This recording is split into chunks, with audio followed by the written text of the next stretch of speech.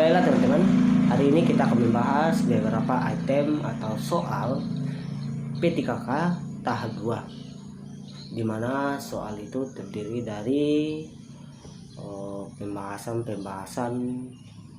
soal P3K. Semoga video kali ini bermanfaat dan berfungsi untuk pelaksanaan ujian P3K.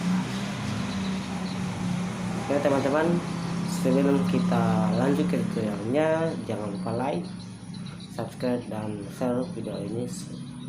Semoga supaya tidak tertinggal video-video yang diupdate terbaru.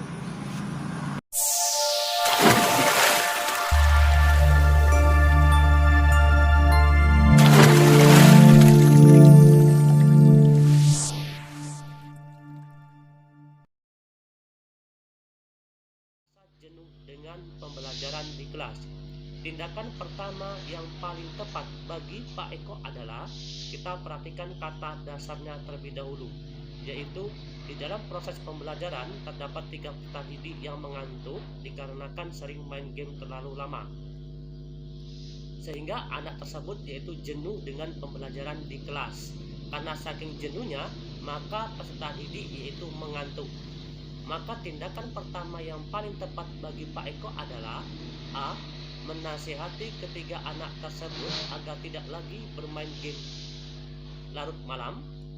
B. Melarang anak bermain game, bekerja sama dengan orang tua untuk pengawasannya. C. Merefleksikan diri tentang cara mengajar dan berusaha merasakan yang dialami peserta didik. D. Merancang pembelajaran dengan game dan melarang bermain game di rumah. E. Menyediakan game di sekolah di bawah pengawasan guru dan kepala sekolah. Kita perhatikan di sini, kita ambil hikmahnya, yaitu peserta didiknya jenuh di dalam proses pembelajaran. Artinya kita harus mengintrospeksi diri atau merefleksikan diri tentang bagaimana cara kita mengajar di kelas. Seumpamanya kita mengajar dengan cara yang disukai oleh peserta didik, maka peserta didik akan antusias mengikuti proses pembelajaran. Maka jawaban yang tepat adalah yaitu C. Merefleksikan diri tentang cara mengajar kita, ya, dan berusaha kita merasakan apa yang dialami peserta didik. Gitu. Oke, nomor 2. Suatu rumusan tujuan pembelajaran berbunyi sebagai berikut. Melalui diskusi dan kerja kelompok serta tayangan YouTube tentang kegiatan di sekitarnya, peserta didik dapat menganalisis bentuk-bentuk kegiatan yang berkaitan dengan persatuan dan kesatuan untuk membangun kerukunan dengan cermat dan kritis. Pengembangan keterampilan abad 21 pada rumusan tujuan tersebut ditujukan dengan kata, kita perhatikan kata kuncinya, yaitu rumusan tujuan pembelajaran, yaitu melalui diskusi dan kerja kelompok, ya, melalui diskusi dan kerja kelompok.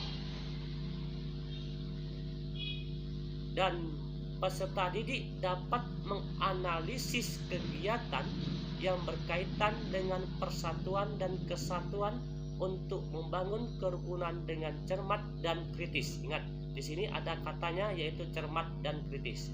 Ini merupakan pengembangan keterampilan abad 21 pada rumusan tujuan tersebut ditujukan dengan kata A. Diskusi dan kerja kelompok. B. Kerja kelompok dan menganalisis dengan kritis. C. Tayangan YouTube dan menganalisis. D. Kerja kelompok dan tayangan YouTube.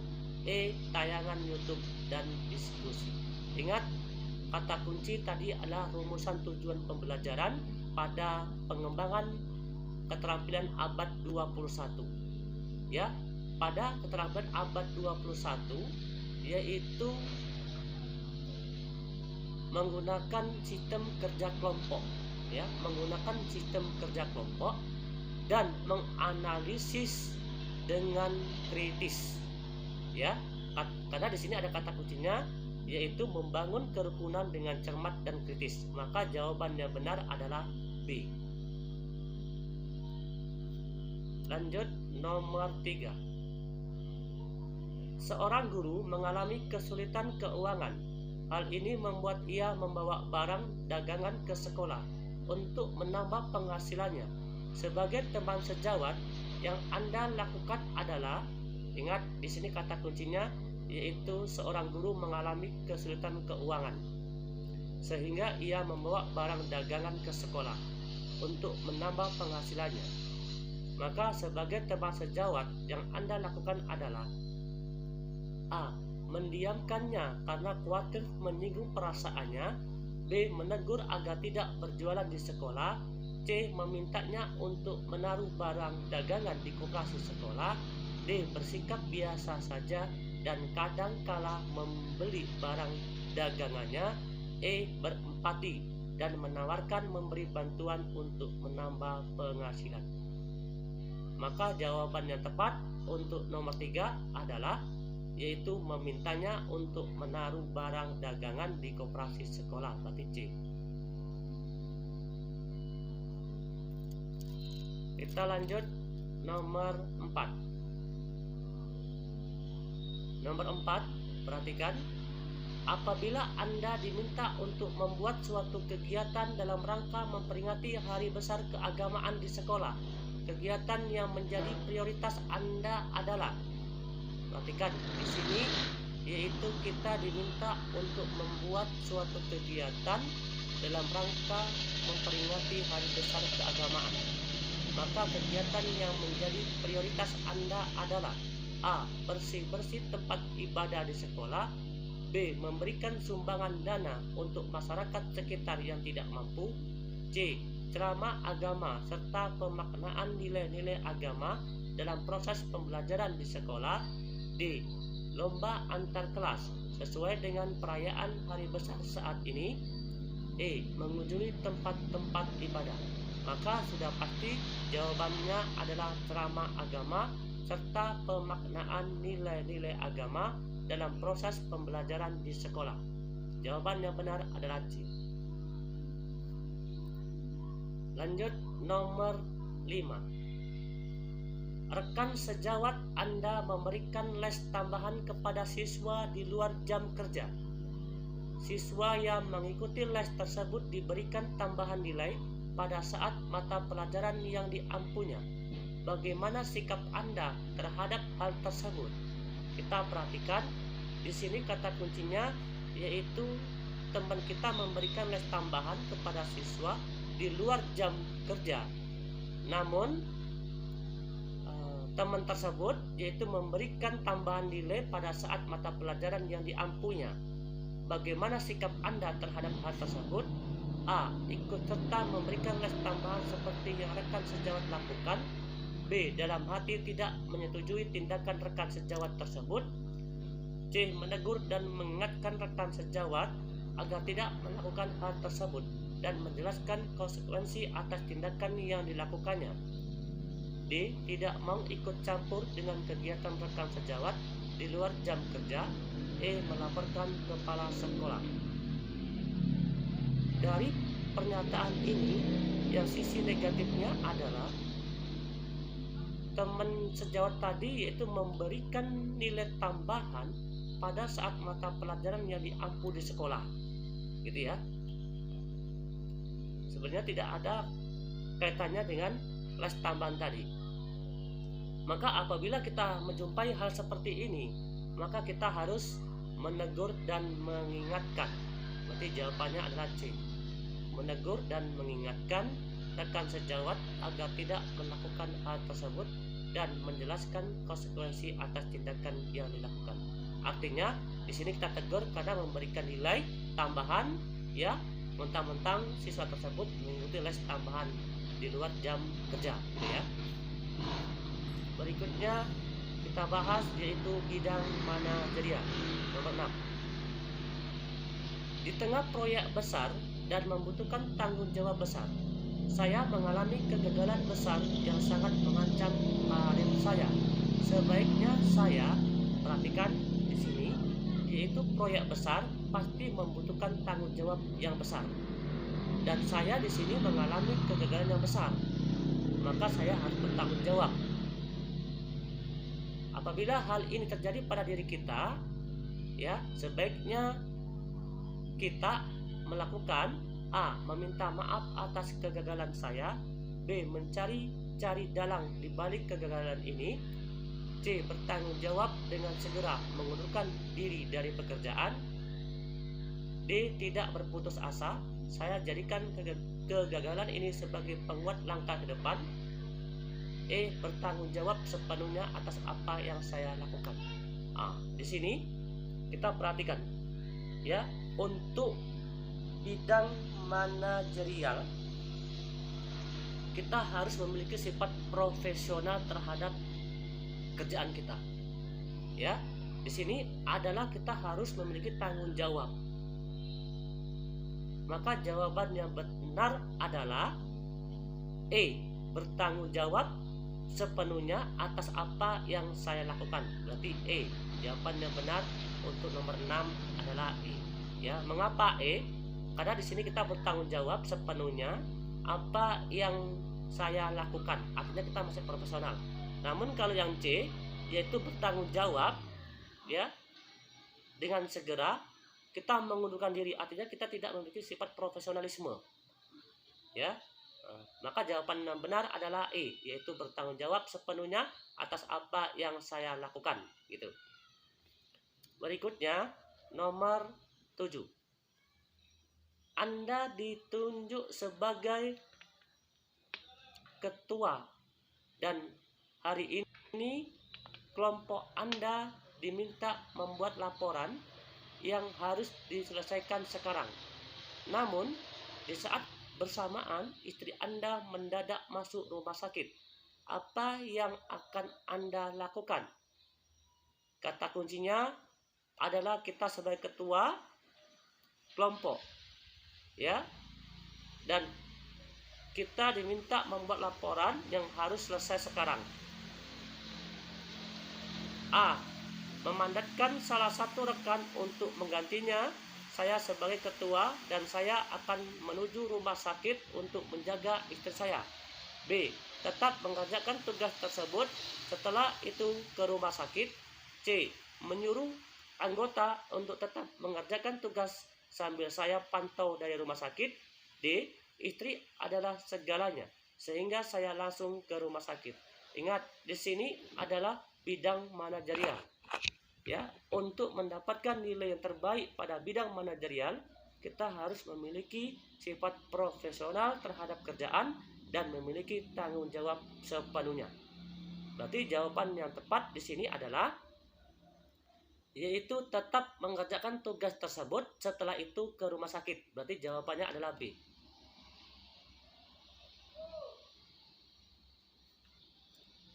Nomor 8. Ketika menyelesaikan tugas, Anda harus menyelesaikan suatu pekerjaan di kantor. Tetapi menurut Anda hal tersebut cukup melelahkan. Maka Anda ingat di sini ketika kita menyelesaikan tugas, ya, kita harus menyelesaikan suatu pekerjaannya di kantor. Di sini ada kata kita harus menyelesaikan suatu pekerjaan di kantor. Tetapi menurut Anda hal tersebut cukup melelahkan. Maka Anda A. Menyelesaikan pekerjaan dimanapun. B. Menyelesaikan pekerjaan di kantor. C. Menyelesaikan pekerjaan di rumah tapi dikatakan di kantor. D. Meminta rekan kerja Anda membantu menyelesaikan di kantor. E. Membawa pekerjaan tersebut ke rumah. Ingat, di sini sifat profesionalisme dan tanggung jawab. Ya, di sini kan Anda harus menyelesaikan suatu pekerjaan di kantor. Walaupun menurut Anda hal ini cukup melelahkan. Artinya kita harus bertanggung jawab atas pekerjaan kita dan memiliki sifat profesional. Maka jawaban yang benar adalah kita tetap menyelesaikan pekerjaan di kantor walaupun sangat melelahkan. Berarti B jawabannya. 10. tim Anda sedang dalam suatu pekerjaan yang harus diselesaikan. Dalam pekerjaan tersebut, tim Anda dihadapkan pada suatu masalah. Kata kuncinya adalah tim sedang dalam suatu pekerjaan yang harus diselesaikan, namun tim Anda yaitu menghadapi suatu permasalahan. Maka sikap Anda: A. Ketua tim adalah penanggung jawab masalah tersebut. B. Masalah tim adalah masalah bersama yang harus diselesaikan oleh ketua tim. C. Masalah tim adalah masalah bersama yang harus diselesaikan oleh tim. D. Orang yang membuat masalah tersebut adalah penanggung jawab terbesar. E. Saya menganggap masalah tim adalah masalah saya juga, sehingga saya akan menyelesaikan. Oke, di sini ada kata kuncinya yaitu tim. Ya, apapun yang terjadi pada tim maka harus diselesaikan dengan secara tim pula. Maka jawaban yang benar untuk nomor 9 adalah masalah tim adalah masalah bersama yang harus diselesaikan oleh tim. Maka bukan hanya diselesaikan oleh ketua, ya, tapi diselesaikan oleh tim. Berarti jawaban yang benar adalah C. Nomor 10. Di divisi tempat Anda bekerja sedang terjadi sebuah masalah yang dapat mempengaruhi kinerja karyawan dalam menyelesaikan tugasnya.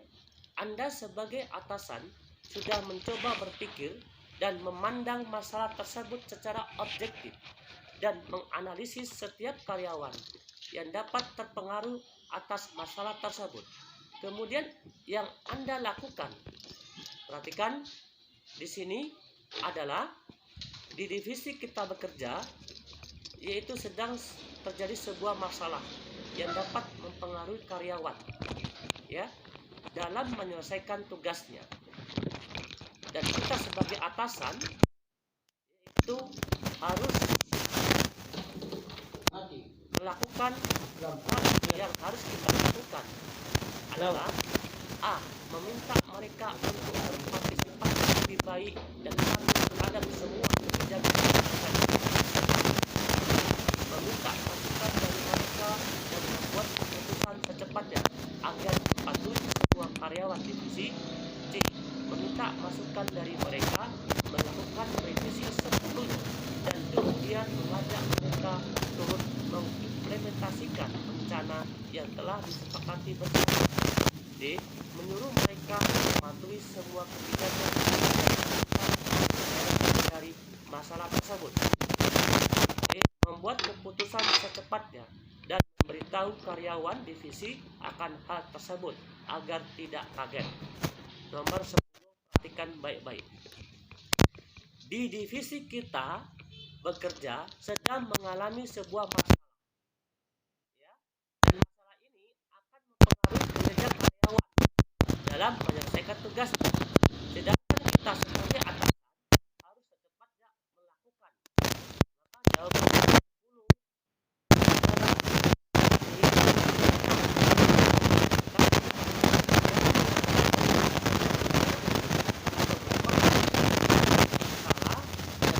adalah mengimplementasikan rencana yang telah disepakati bersama di divisi Anda. Maka nomor 10 jawabannya adalah C. Lanjut, bidang sosio-kultural. Perhatikan Bapak Ibu, trik untuk menjawab soal bidang sosial-kultural adalah jika hal itu positif, maka jawablah sangat setuju, dan jika hal itu negatif, jawablah sangat tidak setuju. Jadi hanya dua kunci ini, yaitu positif jawab sangat setuju, dan apabila itu negatif atau merugikan, maka jawablah sangat tidak setuju. Langsung nomor 11. Jika ada konflik, saya tetap menjaga emosi saya. Perhatikan di sini. Jika ada konflik, saya tetap menjaga emosi. Apakah Anda setuju dengan Anda menjaga emosi? A. Sangat setuju. B. Setuju. C. Ragu-ragu. D. Tidak setuju. E. Sangat tidak setuju. Nomor 11. Maka jawaban sudah tentu pasti adalah A, yaitu sangat setuju. Mengapa sangat setuju? Karena kita tetap menjaga emosi walaupun ada konflik.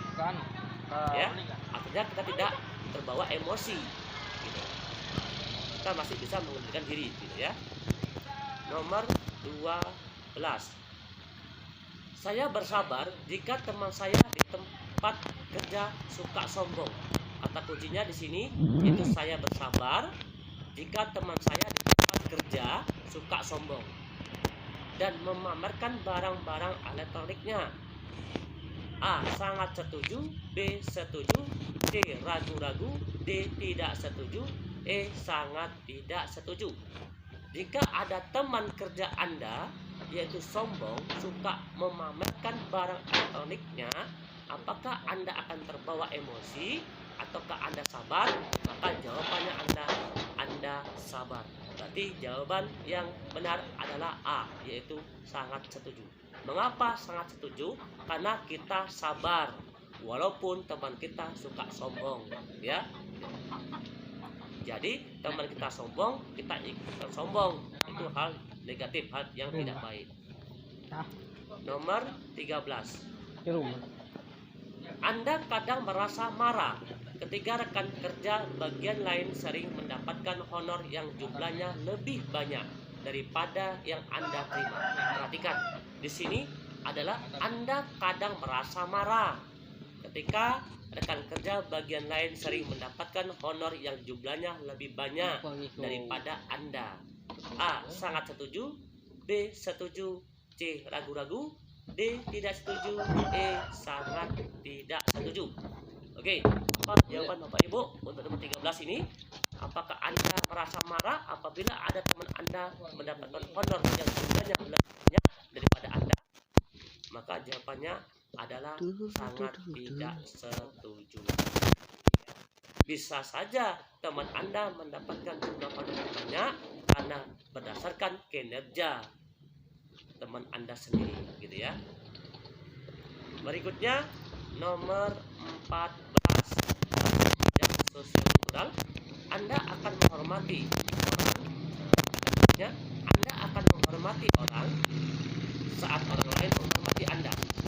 A. Sangat setuju. B. Setuju. C. Ragu-ragu. D. Tidak setuju. Sangat tidak setuju. Kata kuncinya Anda akan menghormati orang apabila orang lain menghormati Anda. Apakah setuju Anda seperti ini? 14. Mengapa sangat tidak setuju? Kita tidak perlu menunggu orang lain menghormati diri kita. Ya. Kita tidak perlu orang lain menghormati kita baru menghormati. Ya. Artinya, alangkah baiknya terlebih dahulu kita menghormati orang lain terlebih dahulu, maka orang lain akan menghormati diri kita. Ya. Maka jawabannya adalah E, yaitu sangat tidak setuju. Nomor 15. Anda menikah dengan orang yang latar belakang budaya berbeda. Artinya Anda menikah dengan orang latar belakang budaya berbeda, sehingga Anda membutuhkan waktu yang cukup lama. Di sini ada kata yaitu lama. Beradaptasi. Apakah Anda ini setuju? Yaitu beradaptasi membutuhkan waktu yang lama tentang budaya berbeda. A. B. C. D. Tidak setuju. E. Sangat tidak setuju. Maka jawaban nomor 15 adalah E, yaitu sangat tidak. Apa alasan? Walaupun kita menikah dengan latar belakang budaya yang berbeda, maka kita tidak perlu membutuhkan waktu yang cukup lama untuk beradaptasi, ya. Berikutnya nomor 16. Nomor 16 ini adalah soal wawancara, yaitu mengenai tentang integritas. Ya. Sekali lagi, nomor 16 ini adalah soal wawancara, yaitu mengenai tentang integritas diri kita. Sebagai ASN yang baru masuk, teman kerja Anda selalu datang 1 jam lebih lambat dari jadwal yang telah ditentukan misalnya di sini kita sebagai ASN yaitu baru masuk kerja, namun teman kerja kita itu selalu datangnya lambat 1 jam ya dari jadwal yang telah ditentukan. Apakah kita mengikuti teman kita yaitu sama-sama terlambat 1 jam ataukah bagaimana? A. Datang pada jam yang telah ditentukan. B. Mengikuti rekan Anda datang pada jam yang sama. C. Melaporkan kejadian tersebut kepada pimpinan. D. Menegur rekan Anda dan membicarakan masalah tersebut dengan cara yang baik. Maka jawaban sudah tentu pasti, yaitu yang memiliki integritas tinggi ya pada bidang wawancara. Ini artinya gini, yaitu yang memiliki nilai tertinggi yaitu poin 4 adalah D, yaitu menegur rekan Anda dan membicarakan masalah tersebut dengan cara yang baik. Maka yang D ini yaitu memiliki poin 4, yaitu poin yang tinggi ya dibandingkan dengan datang pada jam yang telah ditentukan ya, dibandingkan dengan melaporkan kejadian tersebut kepada pimpinan ya, dibandingkan dengan mengikuti rekan Anda datang pada jam yang sama. Maka ini yang paling sedikit ini ya, ini satu ini ya. Oke. Untuk bidang wawancara ini carilah jawaban yang paling tepat, yang mengarah dan yang terukur sesuai dengan kenyataan, seperti itu ya, dan yang sifatnya positif, maka itu mendapat poin yang tertinggi. Lanjut nomor 17. Anda melihat rekan kerja selalu berbicara keras saat jam kerja sehingga Anda merasa terganggu. Maka Anda akan ingat kata kuncinya di sini adalah kita melihat rekan kerja selalu berbicara yang keras sehingga kita merasa terganggu dengan pembicaraan yang keras tersebut. A. Memilih diam dan mengabaikan sikap rekan kerja. B. Mengikuti perilaku rekan kerja supaya dianggap setia kawan. C. Melaporkan kejadian tersebut kepada atasan. D. Menegur rekan Anda dan membicarakan masalah tersebut dengan cara yang baik. Untuk nomor 17, poin yang tinggi yang untuk mendapatkan 4 adalah D. Maka jawaban yang tepat adalah D. D ini yaitu memiliki jawaban paling tinggi yaitu 4 ya, dibandingkan dengan jawaban yang lain. Lanjut untuk nomor 18. Saat pembayaran uang lembur, saya mendapatkan uang lembur yang melebihi jam kerja lembur saya.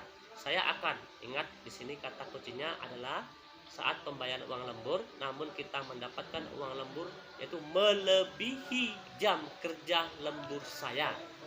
A. Menanyakan kepada bendahara. B. Mengembalikan kepada bendahara. C. Menerima dan menganggapnya sebagai bonus. D. Meminta pendapat teman apa yang harus saya lakukan. Maka jawaban nilai yang paling tinggi adalah mengembalikan kepada bendahara. Jadi jawaban yang paling tinggi poinnya yang mendapatkan D itu mengembalikan ya, karena itu berhak kita ya, karena lembur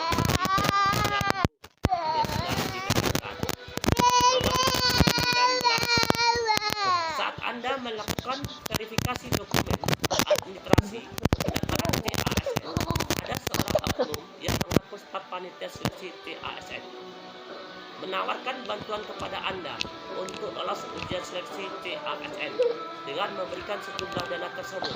Di satu sisi, Anda belum memiliki pekerjaan tetap, namun memiliki tabungan yang cukup untuk imbalan jasa bagi orang tersebut. Atas Anda sudah menikah dan memiliki 2 anak, sehingga tuntutan kebutuhan hidup cukup besar. Sikap Anda adalah A. Terima tawaran tersebut karena Anda harus segera mendapatkan pekerjaan dan penghasilan tetap untuk menafkahi keluarga.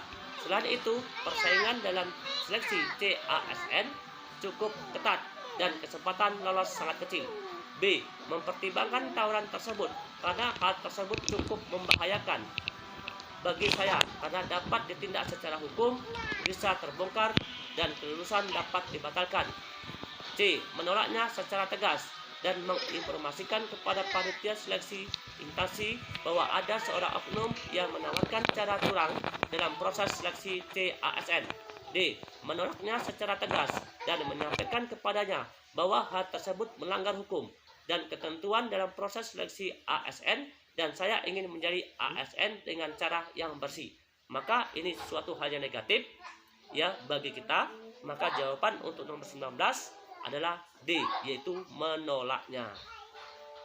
Ya, secara tegas. Ini kita menolak secara tegas dan menyampaikan kepadanya bahwa hal tersebut melanggar hukum. Lanjut nomor 20.